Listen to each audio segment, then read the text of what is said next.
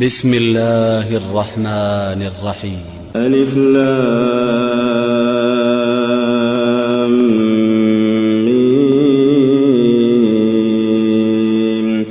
ذلك الكتاب لا ريب فيه هدى للمتقين الذين يؤمنون بالغيب ويقيمون الصلاة ومما رزقناهم ينفقون والذين يؤمنون بما أنزل إليك وما أنزل من قبلك وبالآخرة هم يوقنون أولئك